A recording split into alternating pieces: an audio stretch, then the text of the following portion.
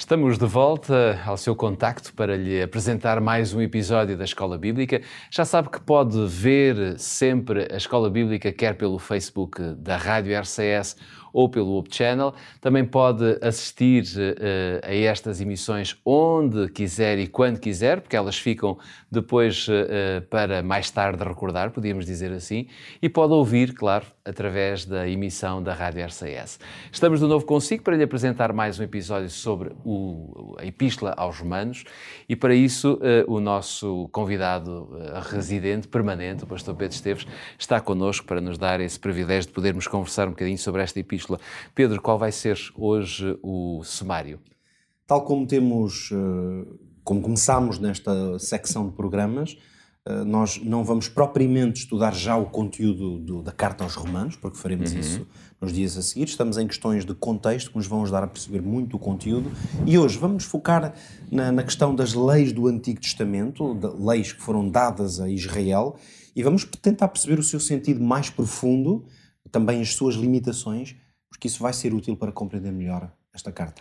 Sem dúvida que será importante ver esta questão da lei, das leis do Antigo Testamento, mas antes convido a si, que está desse lado, a poder ler connosco a Palavra de Deus e vamos utilizar uma passagem do livro de Levítico, Levítico capítulo 11, para lermos o versículo 45. Siga a leitura connosco. Porque eu sou o Senhor que vos fiz subir da terra do Egito, para que eu seja vosso Deus e para que sejais santos, porque eu sou santo. Estas são palavras que nós encontramos, portanto, em Levítico, capítulo 11, versículo 45. Pedro, como é que nós devemos olhar, eu diria, para as leis que foram dadas a Israel? Já se passou tanto tempo, elas já foram escritas, enfim, há tantos anos. São coisas sem sentido ou sem utilidade para nós hoje, ou nós devemos continuar a dar relevância e a ter uma atitude correta para com as leis que foram escritas? Jorge, eu acho que esta questão é absolutamente central, não apenas no contexto da Carta aos Romanos, que é que nós estamos a tentar compreender melhor, mas de uma forma global para entender e aplicar à nossa vida a mensagem da Bíblia. Esta questão é de facto muito relevante. O texto que acabaste de ler em Levítico 11 está, digamos, mesmo ali numa passagem que se encontra no centro de toda uma descrição que o Levítico faz de diversas leis que se aplicavam a várias áreas da vida, leis dadas por Deus ao seu povo. Algumas pessoas, quando analisam a questão das leis dadas a Israel, parecem, se não o afirmam mesmo declaradamente, que essas leis, de alguma maneira, elas tinham apenas um propósito de estabelecer um pacto entre Deus e aquele povo em particular e, portanto, quase que poderíamos afirmar que nessa perspectiva é como se as leis de Israel fossem aparentemente caprichos. Ou seja, Deus determinou que as coisas seriam assim para poder ter, digamos, uma maneira de confirmar se aquele povo estava em obediência. Nesta perspectiva é como se fosse quase igual aquelas leis serem aquelas ou serem outras. Isso. Por isso, isto que eu estou aqui a dizer fundamenta a ideia de que alguém possa pensar, sendo coerente com este pensamento, de que quando chegamos a uma certa etapa do relacionamento com Deus, nomeadamente uma nova aliança em Cristo, então diríamos, bom, essas leis agora são completamente inúteis, desnecessárias, uma vez que elas eram apenas para regular uma forma específica de Deus se relacionar com o seu povo. No entanto, nós acabamos de ler que quando Deus, em Levítico 11, como eu dizia há pouco, apresenta e revela ao profeta uma série de leis, ele vai colocar no centro dessa mensagem esta ideia de que eu sou o vosso Deus e eu quero que sejais santos porque eu sou santo.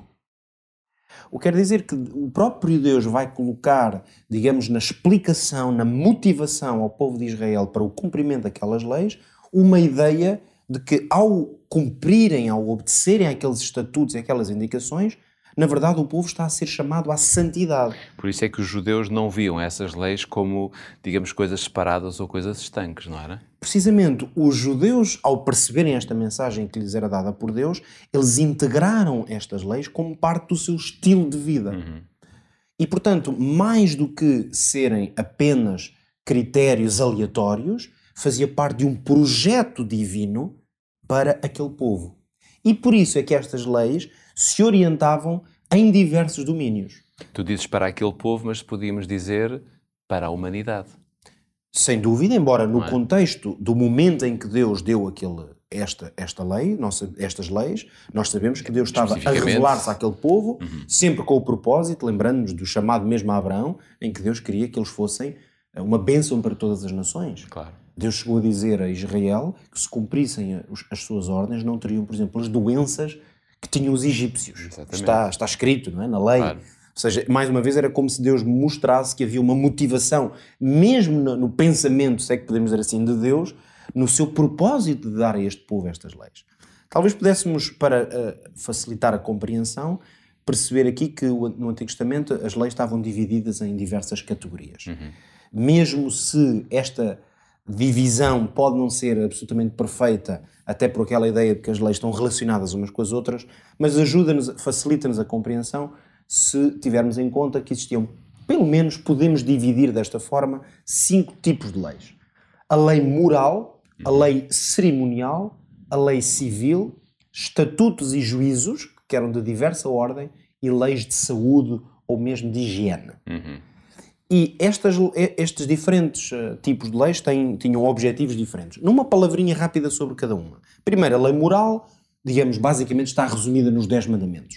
Ou seja, não são princípios ou regras demasiado específicos, são grandes valores ou requisitos morais pelos quais o homem deve reger a sua vida. E claro que, quando vamos, por exemplo, às leis civis, elas, em grande parte, são uma declinação da lei moral. Porque, por exemplo, dizem, ok, se tu matares, então, na lei civil de Israel, se matares uma pessoa sem querer, não é? Ou de forma involuntária, é este o procedimento, não é? Se for com intenção, é este, enfim. Portanto, ou não roubar, enfim, outras coisas. É como se a lei moral, que tem esses 10 grandes princípios, eram depois declinados, isto na lei civil. Claro, a lei cerimonial, o que é que fazia? Regulava essencialmente o ritual do santuário. Portanto, toda a forma como o santuário... toda a liturgia do santuário. A liturgia do santuário, que incluía ofertas, a responsabilidade individual, a obtenção do perdão, os sacrifícios, os dias de festas e etc. E tínhamos também, claro, as leis de saúde, de higiene, muitas delas relacionadas com a parte cerimonial, porque tinham a ver com a impureza, para poder estar ou não estar... apto para certos momentos da vida religiosa do povo, mas sabemos perfeitamente que estas leis iam muito para além disso e incluíam muitos princípios de vida, de higiene e de saúde que eram, mesmo em relação à alimentação, não é? Isso inclui a alimentação. As carnes puras, impuras. Carnes puras e impuras e mesmo muitos outros hábitos que, sendo de higiene, claramente tinham como intenção preservar a saúde e a higiene entre o povo. Portanto, nós percebemos o quê? Que globalmente os 10 mandamentos claramente estavam numa classe à parte, porque tinham sido dados pelo próprio Deus, escritos com o seu dedo, e depois percebemos que ao Cristo introduzir, portanto, uma nova aliança, é evidente que muitos dos rituais do santuário, eles só podiam ser guardados enquanto houvesse um santuário em funcionamento, isso é evidente, assim como as leis civis, boa parte delas, nós, estando debaixo da autoridade de Estados como estamos atualmente, elas já não são aplicáveis, mesmo se os seus princípios globalmente estão baseados na lei moral, como já vimos, e claro, mesmo muitos dos princípios cerimoniais de que ainda há pouco aqui falámos, eles também já não podem ser observados, uma vez que o santuário já não existe. Então, naturalmente, boa parte dessa lei ela não é aplicável, no entanto, nós entendemos que os princípios que fundamentavam a lei, eles continuam a ser úteis e necessários para aqueles que querem viver segundo os padrões de Deus. Ou seja, hoje temos muita coisa que podíamos dizer no Aprende Fazendo, que há muito para nós podermos decidir. Como o tempo não nos permite, nós podemos numa frase dizer que cabe-nos a nós procurar compreender quais são os grandes princípios da lei de Deus e procurar conformar a nossa vida com esses valores e esses princípios, que só obteremos bênçãos daí. Hoje ficamos por aqui, relembrando que estaremos de volta no nosso próximo episódio e continuaremos claramente com a Epístola aos Romanos, porque há muita coisa para aprender. Não desista de estar connosco amanhã ou quando puder, volte a ligar a Escola Bíblica e volte a refletir naquilo que está escrito na Bíblia. Até lá.